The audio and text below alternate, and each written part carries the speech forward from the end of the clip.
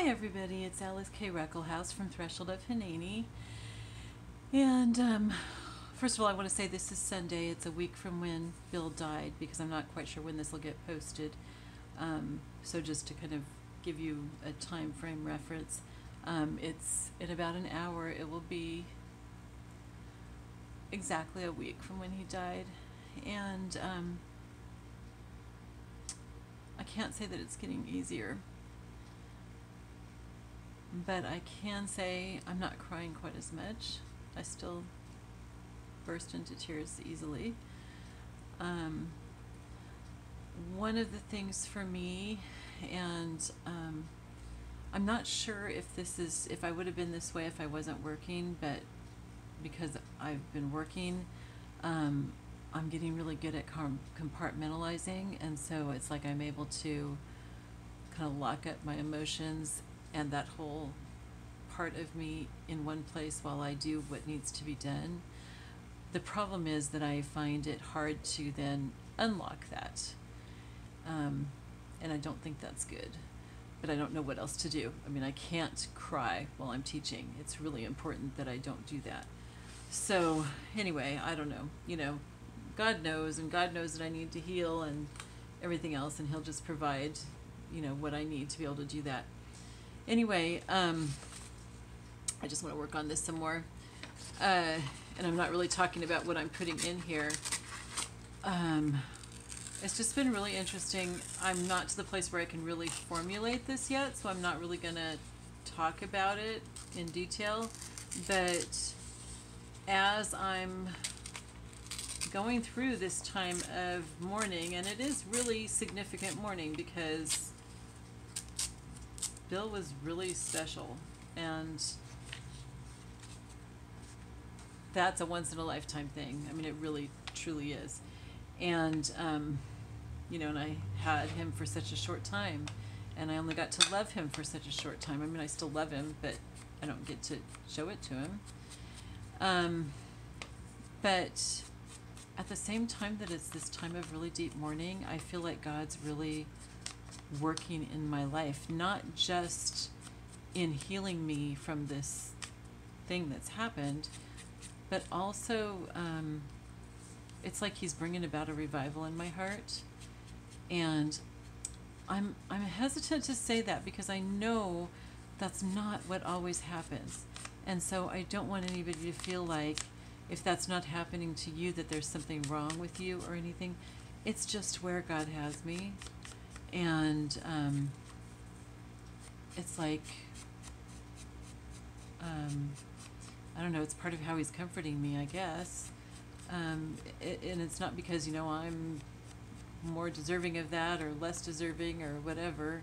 Or, whatever, however you want to look at it, bad, good, whatever. It's just, we're all different.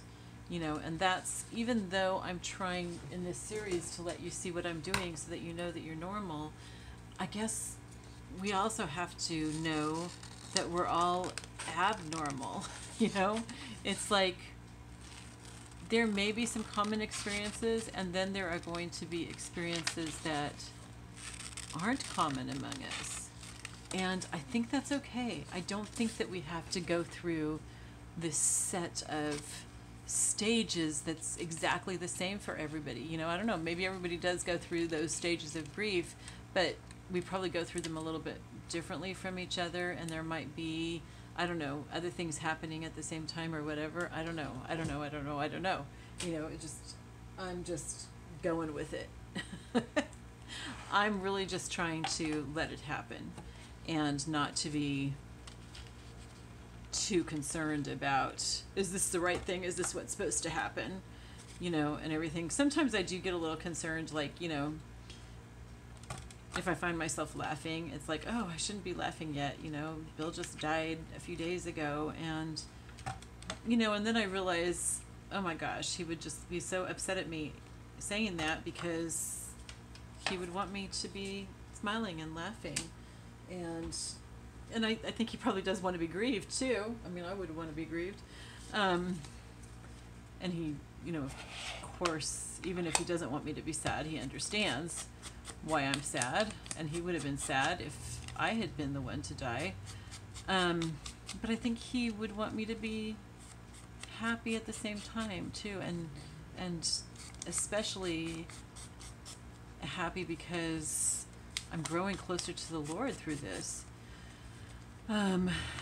Anyway, I'm not really ready to talk about that quite yet. Not because I'm withholding anything, but because I haven't been able to process everything to the place where I can put it into words that make sense. It's like I've been able to put it into words that I think my best friend can understand. Oops. But somebody who doesn't really know me and know the whole story, I think it might be hard to understand some of what I'm learning, discovering. I'm not really sure. But I will say this. I feel like, I don't feel like, God let Bill die because there was something wrong, or anything like that. And I don't feel that God let Bill die because of this or to make this happen. But I think that it's kind of one of those, God works everything together for good. It's like, I feel like I'm being opened up to a whole different thing. It's so hard to explain. And I think that I don't understand why that didn't happen. Well, why that didn't take place while Bill was here. I don't think that he was in the way of it in any way. It's just God's timing. It's just, it doesn't have anything to do with Bill himself. It just has to do with where I am because of his death. And anyway, it's just, that's all very, that probably leaves you thinking, oh my gosh, what is she doing? Nothing crazy. I'm not going to go, running naked through town or anything like that. It's just that, I don't really know what to say. Because I just can't put it into words that are going to make sense yet without making me sound like I'm completely crazy. One of the things that I do want to say is, and I have not experienced this, so I'm not saying this to anybody in particular. I'm just, if you're thinking this, maybe, or if somebody says something like this to you, I just kind of want to express this, that, I feel kind of like, well, I should be like, I don't know, I shouldn't be having this relationship with the Lord that's making me happy, because I should just be sad. And I'm sure, I don't know, I don't have any reason to be sure except that it's just my experience with people, that there are probably some people who are going to hear me saying this and think, oh, she's just denying what she's really feeling or something. I'm not.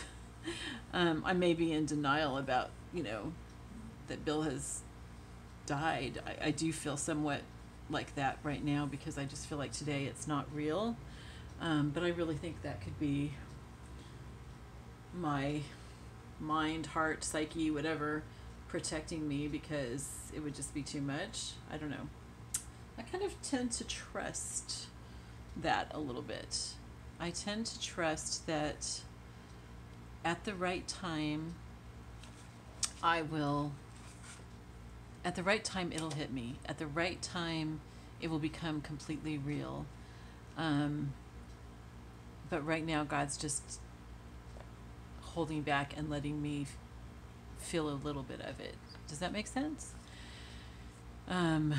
It's like he's, I don't know. I do not know how to explain it. So maybe you understand, maybe you don't. Whatever. I'm sure that at some point this will become all too real to me. And I'm not saying that it's not real. It is real. Like I said, throughout this day, I have just like, I'll be okay, and then I just burst into tears because something just makes me miss Bill so much. And then there's that sense of, at first it's that sense of missing him, like, he's still on a trip, and then there's that sense of knowing that he's not coming back. and just a profound missing him, and just this aching cry that I'm not screaming anymore, but there's still that I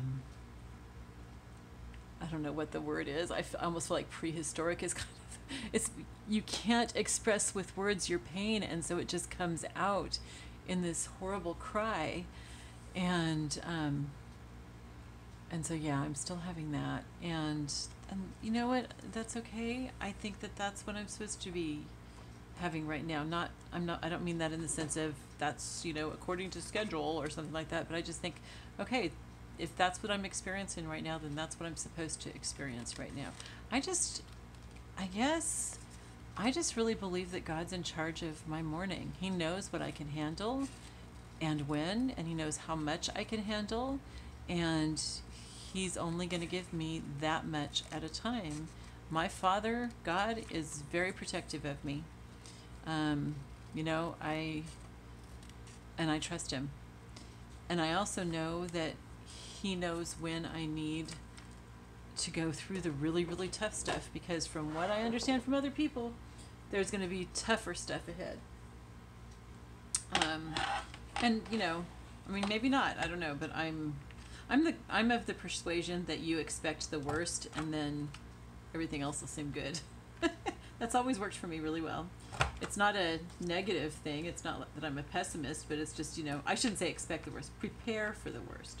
So it's like, living in California, I was always prepared for earthquakes. We had bottles of water out in the garage. We had tons of food out in the garage.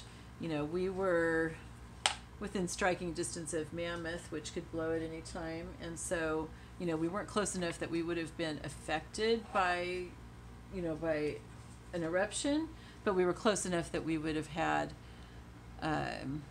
refugees and stuff. And so, so I was just always prepared for that, to be able to help refugees or whatever, and prepared for, what my family needed, and maybe a few extras if we had an earthquake and stuff. And that's not a negative thing. It's just wise to be prepared, and that way you're not caught off guard unprepared.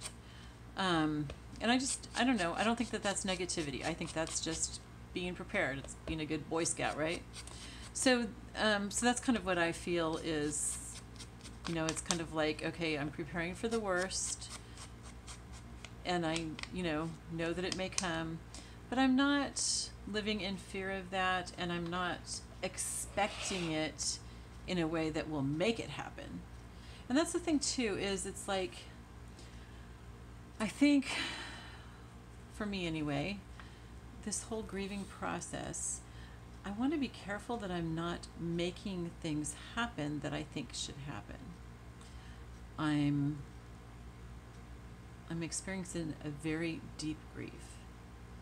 I am not tearing my clothes, wearing sackcloth and ashes, and cutting myself, like they do in some cultures, because that's just not where I am. I have a peace, and that would probably bother some people, but it doesn't bother me, because I really trust that God is going to take me through this, and he's going to take me through it in the order and to the extent and in the timing that he knows is appropriate for me. And that's one of the things about God, is that he knows each and every one of us so well that he is able to do that. He's God. And so he's not so busy with everybody else, or with, these bigger things that are going on someplace. He's not so busy with those things that he can't care about us and love us and oversee our mourning and oversee whatever else he wants to work in our lives at the same time. He's able to do all that. And so I just have a lot of faith and peace about that. And it's like, even when I'm in excruciating pain because I miss Bill so much, or because I'm thinking about maybe what he might have gone through during the accident, which I try not to think about, but I can't help it. And that's like so, so, so painful for me to think about. But even during that, he's given me a peace.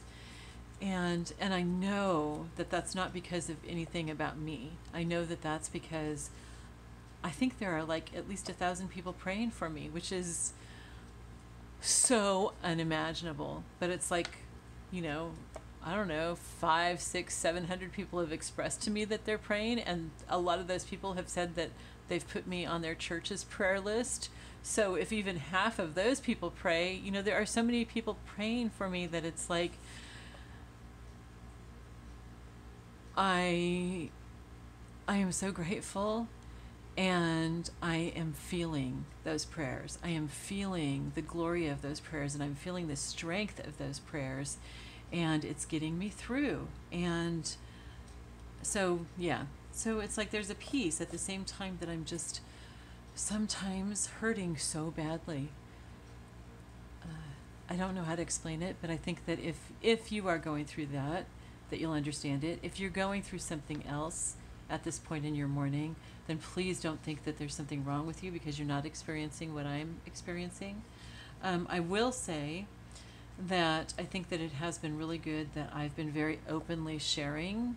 I've been sharing on Facebook, which at first I was very hesitant to share about, because I felt like my grief was so personal that I didn't want everybody in my business, and so I held on to it really tightly in private.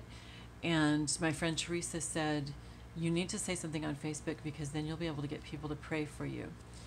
And at first I still didn't want that. It was like having people pray for you means that I'm opening up to them, and I didn't want to be open. I wanted to just hold on to this. It was almost like I felt like I could hold on to Bill longer if I kept all this to myself.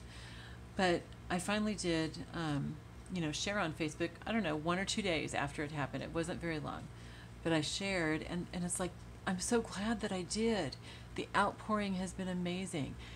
And what I wanted to say is, I think that because I have continued to share on there about how I'm feeling, how I'm doing, my memories of Bill, of who he was and stuff, that has kept it in front of people's minds so that they continue to pray for me.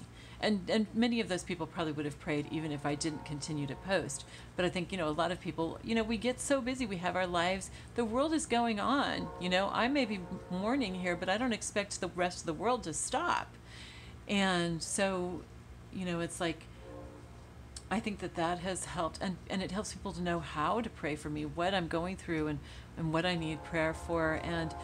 And it's also encouraged other people, as I've shared about my marriage, because Bill and I had a truly extraordinary marriage. And, and so because of that, that's given some women hope that maybe there is a wonderful man out there for them. Anyway, so completely changing subjects, something that I wanted to say, and I'll probably say this again, is if you are single and you're looking for a partner, don't settle. Do not settle for less than best. And I don't mean the perfect person. I mean the person who's perfect for you. There were men that I dated who were really awesome men, but they were not the perfect man for me. And because I held out and I didn't settle, I was patient, and God brought this man to me who was the perfect man for me, and I was the perfect woman for him. And at this time in his life, and I don't mean that at all to say that Beth wasn't the perfect person for him. She was the perfect wife for him for many, many years. I was the perfect wife for him at this time in his life. And please don't settle, because marrying someone who isn't the perfect person for you is just not worth it. It may not be bad, but you're missing out on what's perfect. And if that person that's perfect for you doesn't come along, then make sure that you're pressing into the Lord so that that relationship will be your perfect relationship. And if you do have that man who's perfect for you, or woman, I'm mostly speaking to women just because I'm a woman, but I don't know, maybe men get something out of this too. I tend to think that men are a lot different from women, but maybe you're not. I don't know. What was I going to say? Oh, crud. Oh, shoot. Anyway, it's worth waiting. It is totally worth waiting. And, it's like, okay, maybe I could have been in a happy marriage 3 years earlier and possibly still be married to that person, or let's say that they died when Bill died. So I might have been married to them for 8 years instead of 5. It would not have been as good as the 5 years that I had with Bill. It wouldn't have been. We were so perfect for each other. And, I know what I was going to say. Even if you are in a marriage that's fantastic and just as good as Bill's and mine, which I don't think you can be. I think ours was the best. No, I know that there are other marriages that are just as good, maybe even better. I don't know. It's hard to imagine, but yeah. Anyway, if you're in a really, really good marriage, you can still have that really close relationship with God. You should have that really close relationship with God. I think that is one thing that that maybe was lacking a little bit for Bill and me. We did have a relationship with God together, but we hadn't developed that. It's like we had our own relationships with God, and we had a little bit of our relationship with God together, but we hadn't developed it to the extent that we could have. And I don't know, in 5 years if that was possible to do.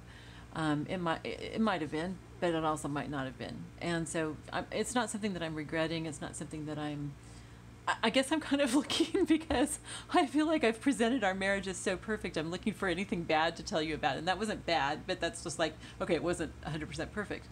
It was pretty darn close though. Anyway, so yeah, just hold out, be patient. 1 year with the right person is better than 20 years with someone who's like 75% right for you. And, and another thing that I wanted to say, because a number of people have said, you need to like write a book about marriage or something like that. I don't know, maybe someday I'll write and share, what I've been sharing here and stuff. But I don't feel like I can give advice, because I was in an easy marriage. I was in a marriage where we had decided ahead of time what we wanted our marriage to be like. And I was in a marriage to a good man. And, women, we're usually responders. And so if you treat us well, men, we're going to treat you well. Not always. There are always exceptions to that. There are women who will treat a bad man well, and there are women who will treat a good man badly. But the majority of women, I think, this is my understanding, this is what I've gathered from what I see. You guys are all welcome to disagree with me. Most women are responders. At least, let me say this. I am a responder. So Bill was really good to me, so therefore I'm going to respond really well to him. And so my part of having a good marriage was pretty easy. If somebody was going to write a book about marriage of the two of us, it should have been him, because I think that he's the one who did the work of making our marriage really good. He's the one who treated me really well, and as a result, that's what I reflected to him. And he was also, he's 20 years older than me. He was just a lot wiser. He was much more experienced.